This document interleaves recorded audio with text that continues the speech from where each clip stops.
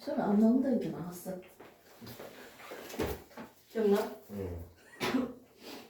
우리 친구들 나가긴 했지만 맞지? 기억나? 별일 없어요? 네. 다음에 마스크 좀 벗어도 됩니다. 거리가 좀 있으니까.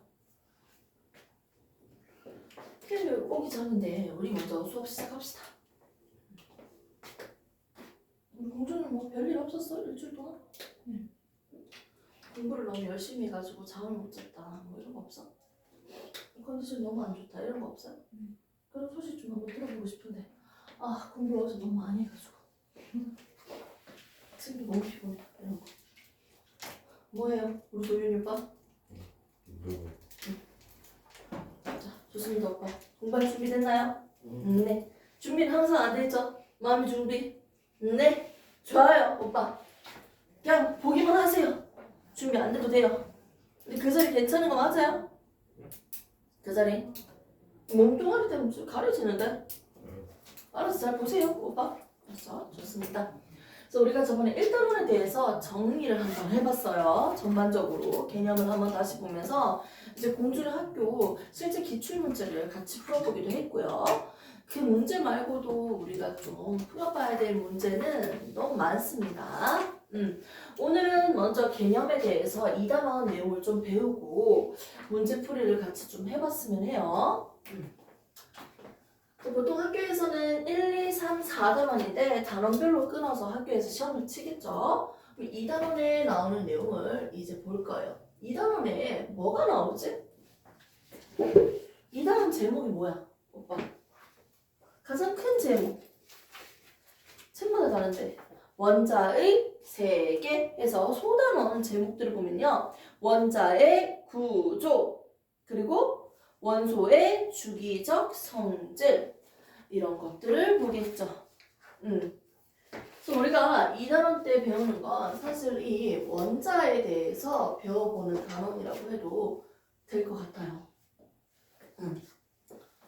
모든 물질들은요. 가장 작은 뭐로 이루어져 있다? 원자로 이루어져 있습니다. 이 원자라는 건 어떻게 생겼나요? 주기율표를 먼저 얘기를 해볼래요. 수소, 헬륨 어느 정도 앞에 거 살짝 들은 게 있으니까 그냥 이렇게 편하게 할게요. 리튬, 베릴륨, 붕소, 탄소, 질소, 산소, 플루오린, 네온 요거 살짝 밀어서 적어야겠네. 붕소, 탄소, 질소, 산소, 플루오린, 네온 그 다음에 다 외워져 있잖아요. 나트륨, 마그네슘, 알루미늄, 교소,인, 항, 염소, 아르곤, 칼륨, 칼슘 주기율표가 만들어지는 과정에 대해서도 우리가 배우겠지만 기본적으로 우리가 알고 있는 이 원소들에 대해서 우리가 먼저 특징을 알고 있어야겠죠. 이 원소들은요. 원자 번호 순서대로 우리가 적어놨는데 처음에 주기율표를 제시한 사람, 최초의 주기율표를 제시한 사람 누구예요?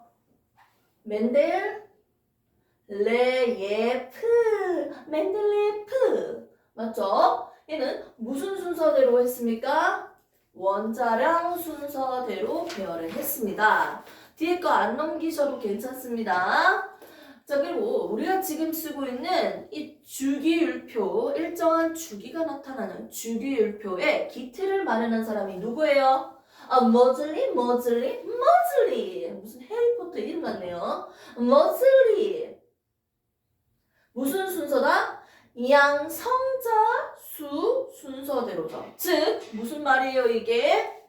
원자 번호 순서대로 나열을 했다는 거죠.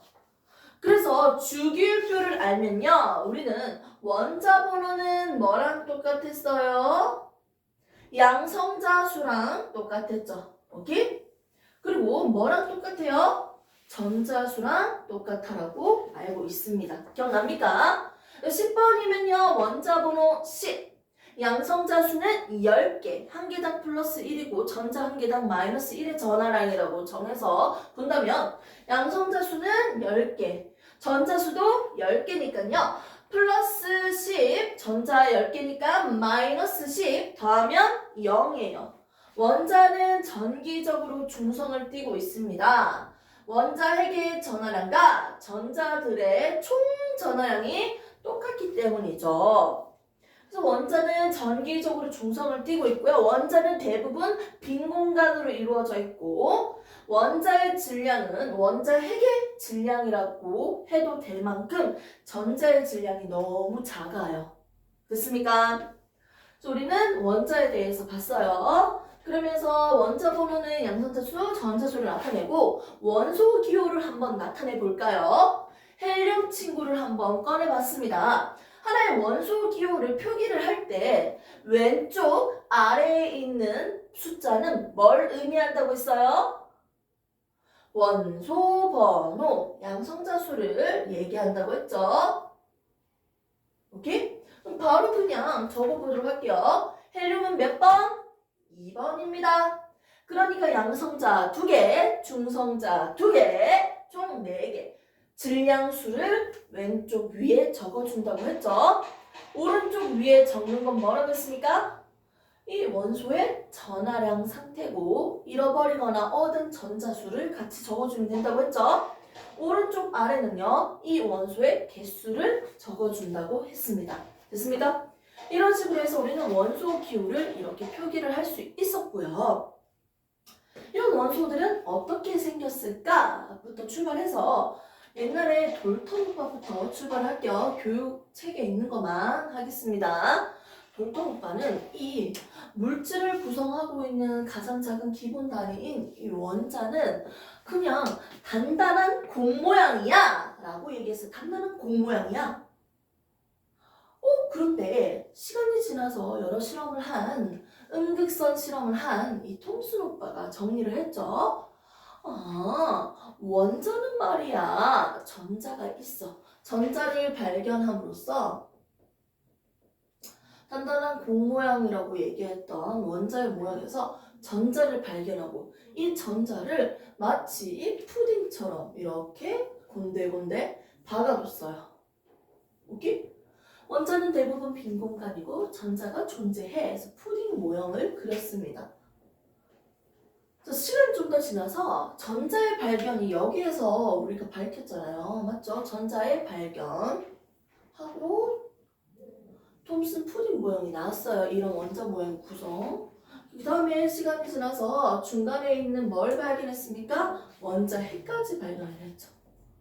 원자는 전자뿐만 아니라 플러스를 띠고 있는 핵이 존재해. 질량을 가지고 있는 녀석이 있지. 원자 핵을 발견하고 원자 핵은 결국 또 실험을 양극선 실험을 해서 또 양극선과 또 다른 실험을 해서 우리가 양성자의 발견 그리고 중성자의 발견까지 갈 거예요. 맞죠? 원자핵을 발견함으로써 중간에 원자핵을 놔두고 주변에 전자가 돌고 있다 라고 얘기를 하고 있죠. 이 모양은 마치 태양을 중심으로 궤도를 돌고 있는 행성들과 유사하네요. 무슨 모양이다? 행성. 됐습니까? 오케이? 그러면서 돈다. 이거 누구였습니까? 러터포드. 그 자기들만의 궤도가 있다. 이 내용은 사실 여기서는 안 나왔는데 뒤에 나오는 내용이고요. 원자핵이 존재하니까 이 원자핵을 중심으로 전자들이 주변에 돌고 있다. 행성 모형을 얘기했습니다. 오케이? 그리고 시간이 지나서 보호 오빠가 이제 얘기를 하죠. 이 전자들은 말이야 원자핵을 중심으로 자신들만의 이동하고 있는 길이 있어. 껍질이 있어. 궤도가 있어. 무슨 모양을 얘기한다? 궤도 모형을 얘기합니다. 그리고 좀 시간 더 지나서 무슨 개소리냐? 전자는 말이야 자기들만의 이동하는 길이 정해져 있는 게 아니야. 원자 핵을 중심으로써 주변에 존재할 뿐이야. 원자 핵으로부터 멀어질수록 존재할 확률이 적어지고요. 가까워질수록 전자들이 존재할 확률이 더 높아질 뿐이다. 그런데 이 점으로 표현하는 점밀도 그림으로도 볼 수 있고요. 점점점점 줄어드는 그림으로도 그릴 수 있고요. 그냥 단순하게 경계면으로도 그릴 수 있습니다. 원자 핵으로부터 거리 일정 구간까지 이 경계면 안에 존재할 확률은 전자가 존재할 확률은 90%야. 이 경계면 바깥에 전자가 존재할 확률이 없다가 아니고 약 10%야. 됐습니까? 그래서 이 경계면으로도 우리가 표현을 할 수 있어요. 안녕하세요. 문 닫아주시고요. 그래서 원자는 말이야 전자 가지고 있는데 이 전자가 말이야 어떻게 존재하고 있다? 자기들만의 길로 이동하는 게 아니고 원자 핵으로부터 가까이에 있는지 멀리에 있는지 나타내는 함수값으로 표현합니다. 전자가 존재하는 확률을 포함하고 있는 이 공간을 표현하고 있는 얘를 우리는 뭐라고 한다? 전자 구른 모형이라고요. 현대에 와서는 이렇게 전자 구름 모형으로서 그냥 전자가 존재하는 확률값을 존재하는 방이 있다. 전자가 존재하는 공간이 있다. 이 안에 전자가 존재한다. 표현하고 있는 전자 구름 모형으로 설명하고 있습니다. 이 내용을 하면서 우리가 앞으로 배울 게 뭐가 있었습니까? 오비탈에 대해서 우리가 언급을 했어요. 기억나죠? 대충. 사실 1단원에 있는 내용보다는 2단원 내용이 사실은 되게 생소해. 오비탈이 나와버리니까 이때부터. 여기서부터 솔직히 조금 약간 찝찝하긴 한데요. 출발해가지고 여기까지 오니까 아이 무슨 소리냐? 하겠지만 한 두세 번 한번 듣다 보면 좀 더 익숙해지고 문제 풀면 좀 더 쉬운 느낌이 확실하게 들더라고. 어머, 우리 태훈이 오빠 아니냐? 태훈이 오빠, 오늘 엄청 시원하게 입고 왔네요? 좋습니다. 자, 그래서 이제 공부할 약간 텐션이 좀 끌어올라진 것 같은데요. 목마르면 물 마시고요. 화장실 가고 싶으면 갔다 오시고 자율적으로 하시면 돼요. 오케이? 영상은 계속 찍을 거니까. 그래서 우리는 오늘 이 원자의 세계에 들어와서 이렇게 원자들에 대해서 앞으로 배워볼 건데 여기서 나오는 전자가 발견되었다라는 걸 증명하고 있는 뭐다? 음극선의 실험에 대해서 우리가 설명을 들을 거고요. 원자 핵이 발견되었고 양성자가 중성자가 발견되고 있는 실험 과정에 대해서 양극선 실험까지 금속박에 어떻게 금속 판때기에다가 얇은 판에다가 뭘 뿌려준다? 알파선을 쬐주면서 원자핵을 발견한 알파 입자 산란 실험까지 해서 우리가 다 정리를 해볼 겁니다. 오케이? 그리고 추후에 이제 보어에 대해서 껍질, 궤도에 대해서 설명을 해드릴게요. 그리고 오늘 배울 건 요거라는 거지.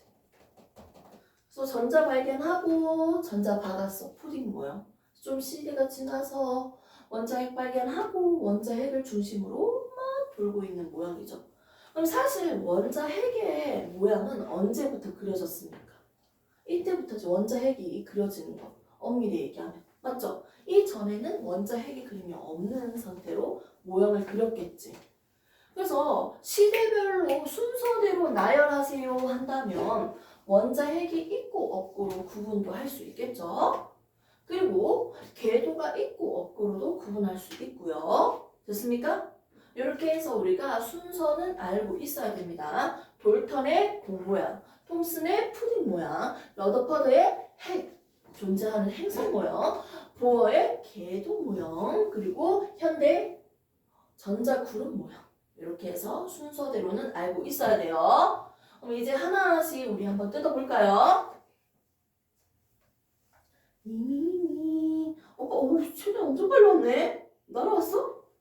와, 빨리 보내주세요 했는데, 아버지 총알처럼 운전하셨네? 목이 살짝 허스키해졌는데? 아니 안 나왔어요. 어떡해, 지난주보다 오늘 목소리 더 안 좋은데, 목소리는. 맞지? 저 상태로면 아픈 척 해도 될 수 있는 목 상태인데, 맞지? 전화기로. 선생님, 목이, 아파요. 할 수 있는 목 상태인데.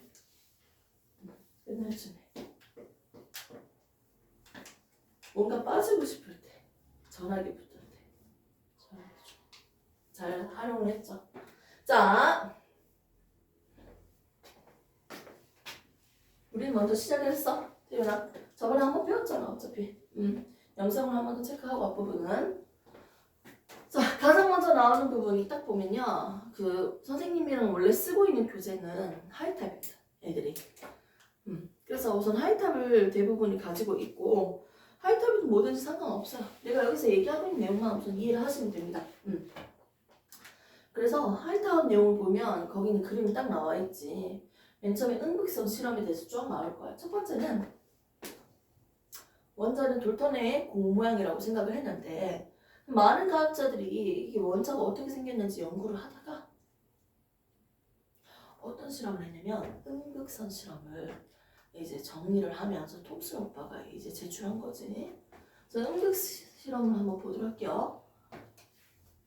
방정간에다가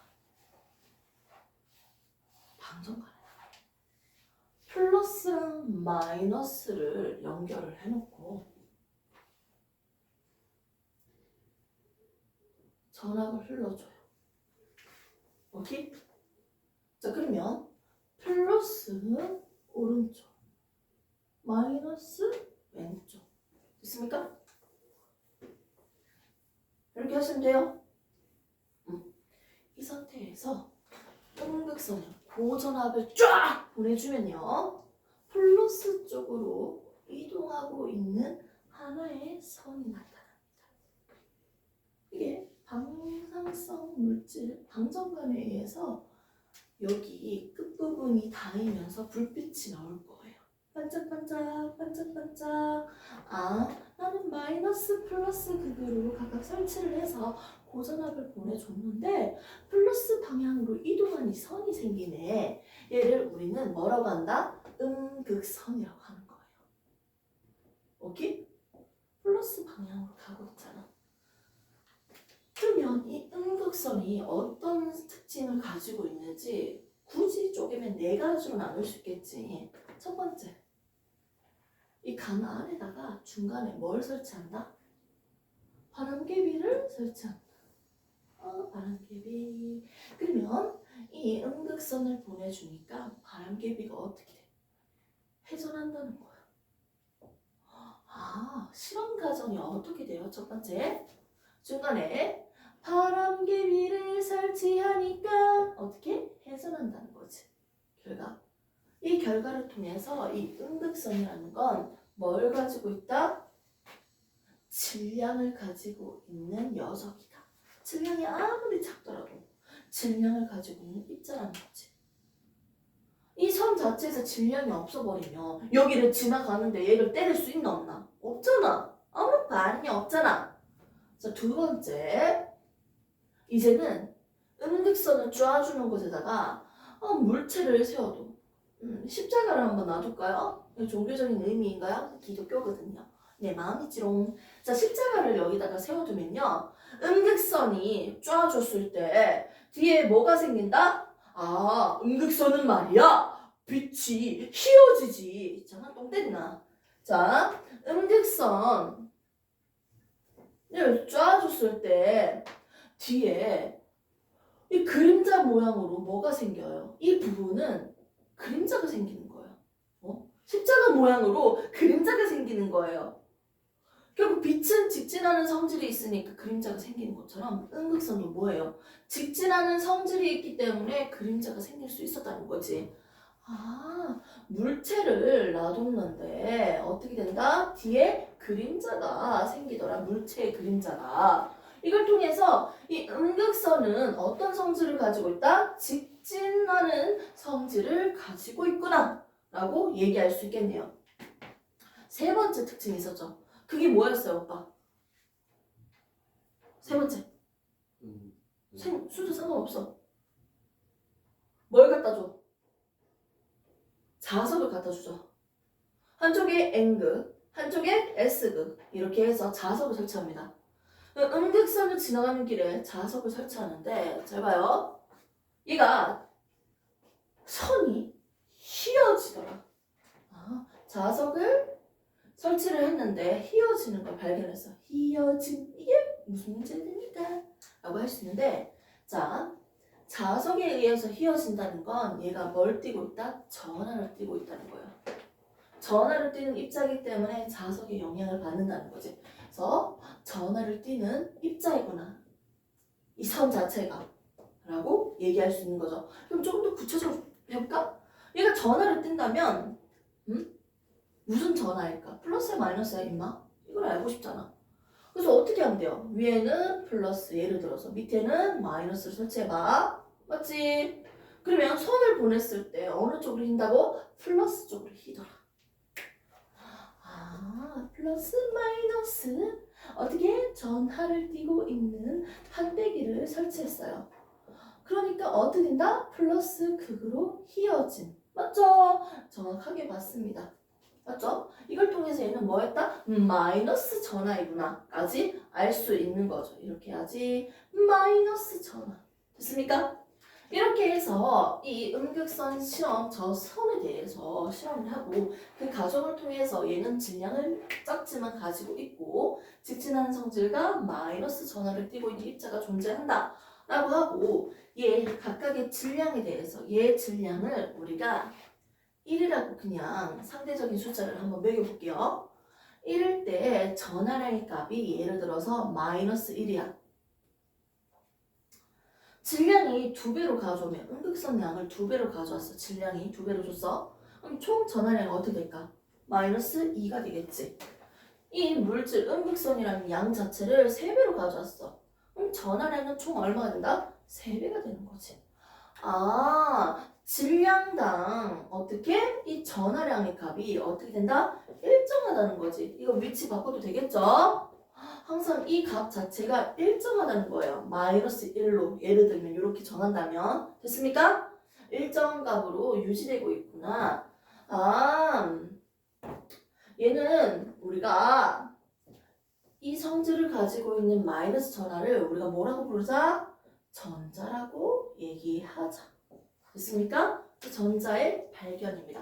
이렇게 전자를 발견함으로써 어떻게 하자? 원자는 단단한 공 모양인데요. 전자가 존재하네 해서 전자를 푸딩처럼 박아뒀어요. 무슨 모형이라고요? 푸딩 모형입니다. 됐습니까? 누구요? 톰슨이요. 이거 과학자죠? 두 번째 톰슨의 푸딩 모형이에요. 전자를 발견함으로써 이렇게 우리가 톰슨의 푸딩 모형을 배웠습니다. 됐어요? 네, 좋습니다. 별로 어려울 거 없죠? 실험 과정이 어떻게 이루어지고 있고 이걸 통해서 어떤 성질을 가지고 있는지 각각 내가 지금 얘기하는 거는 머리에 쫙 들어가 있어야지.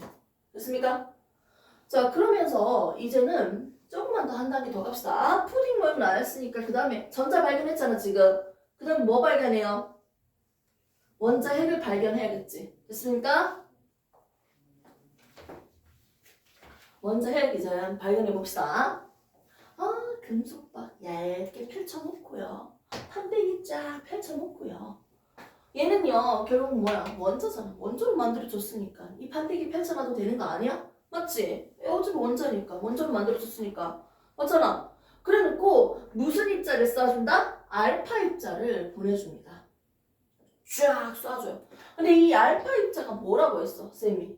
헬륨이긴 한데 여기에서 전자를 갖다 버리고 헬륨의 원자 핵만 존재하는 친구죠. 오케이? 헬륨은 원자 번호 2번이니까 양성자 2개, 중성자 2개로 되어 있는 원자 핵이 있고요. 전자는 2개 있습니다. 하나, 2개. 됐습니까? 여기서 전자를 갖다 버리니까 결국은 이렇게 원자 핵만 남아있는 상태라겠죠. 그래서 헬륨 원자 핵이 바로 알파 입자인데요. 이 알파 입자를 쏴주니까요. 무슨 일이 발생할까요? 얘는 실험 과정에서 이 두 가지로 설명을 할 겁니다. 첫 번째, 예상하는 결과값은요. 원자는 대부분 빈 공간이고 전자만 존재하는 거야. 대부분 빈 공간이니까 어떻게 돼요? 입자를 보내줘도 다 통과하겠지. 빵야 통과한다. 끝. 내가 예상한 실험 결과예요. 하지만 실제로 실험을 했을 때 나타나는 결과값이 어떻게 됐다? 대부분은 통과하는 거 맞아. 오케이. 하지만 일부는 휘어지고요. 또 진짜 적은 수지만 또 실제 예상했는 거와 다르게 휘어지거나 튕겨지는 애들이 있네요. 히팅? 이렇게 나타나는 결과는 왜 그럴까요? 얘는 플러스라는 입자를 보내줬는데 휘어진다, 튕겨진다는 건 여기에는 어떤 질량이 밀집되어 있는 무거운 입자가 존재한다는 거지. 오케이? 그리고 이 입자는 어떤 특징을 가지고 있을까? 밀도가 높은, 밀집되어 있는, 무거운, 밀집되어 있고요. 밀도가 상대적으로 큰 입자가 존재한다는 거지. 맞지? 그리고 이 입자는 플러스인데 마이너스면 이거 튕겨낼 수 있어요? 없잖아.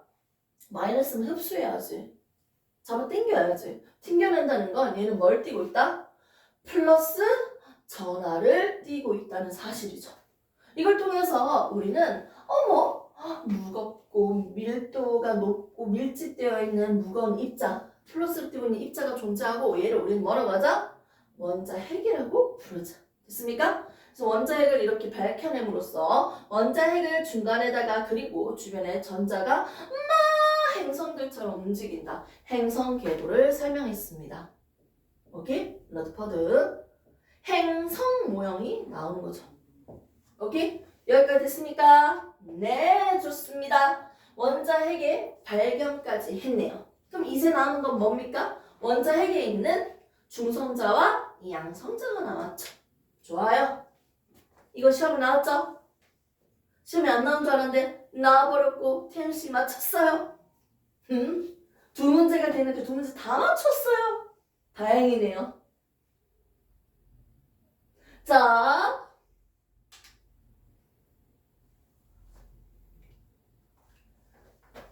도현이 놀리면 도현이 울겠지. 도현이가 나보다 더 세? 멘탈 안 흔들리나? 내가 괴롭혀도? 안 들리지? 강철이지? 흔들려?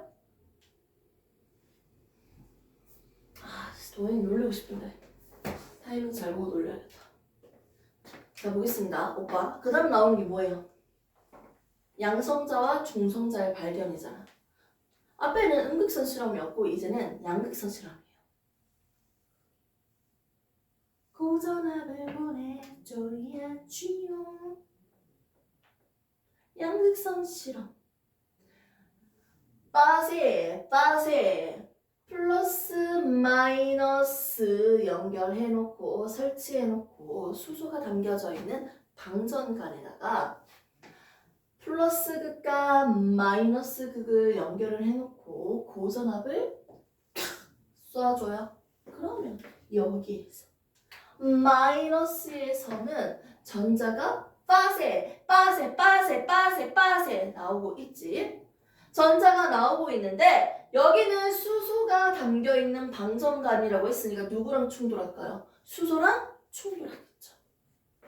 수소랑 충돌을 하면서 이 수소가요 플러스를 띠고 있는 입자와 전자들이 분리가 됩니다. 그러면 마이너스를 띠고 있는 입자는 어떻게? 플러스 극으로 가겠고요. 그리고 플러스를 띠고 있는 입자는 마이너스 쪽 편인 오른쪽 편으로 반대편으로 이동을 하게 돼요. 그렇게 되면 끝쪽에 스크린 여기에 닿으면서 형광 불빛이 나기 시작할 거예요.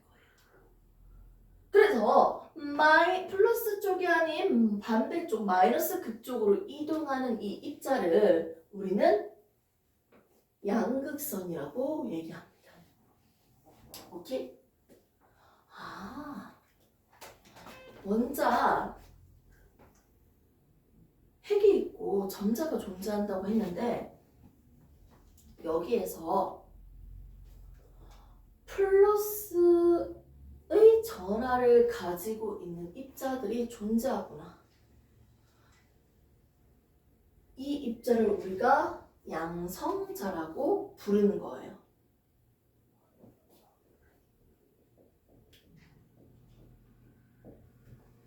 방금 내가 설명했는 거 얘기할 수 있겠습니까? 됐죠? 그래서 우리는 고전압을 보내줬을 때 마이너스 극쪽으로 이동하고 있는 입자를 우리는 양극선이라 하고요. 분리가 되고 전자들은 플러스 극쪽으로 이동을 하겠죠. 전자와 분리됐으니까 양성, 플러스를 가진 입자들은 오른쪽으로 이동한다. 양성자라고 얘기를 하면서 사실 여기에서도 이제 실험을 더 하는 거지. 아니 왜 실험을 더 하냐면 수소를 생각해 보세요. 수소는 질량이 1이라고 한다면 양성자 한 개니까 질량이 1이라고 생각을 해보자. 그리고 얘 전하량은 플러스 1이라고 하죠. 오케이? 그러면 헬륨은 양성자가 몇 배야? 2배잖아. 아니야? 2번이니까 양성자 2번이니까. 그런데 수소의 질량이 1이라고 했을 때 헬륨의 질량이 2가 아니고 4예요. 질량값을 비교를 측정해보면 4배야.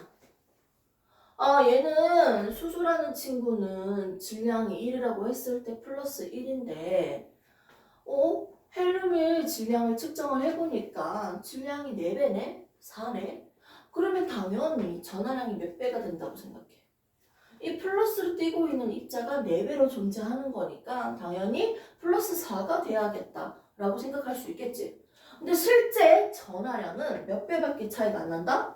2배밖에 차이가 안 난다고 했어. 실제로 해보니까 질량이 4배면 당연히 얘도 4배가 될 줄 알았는데 2배밖에 안 된다고?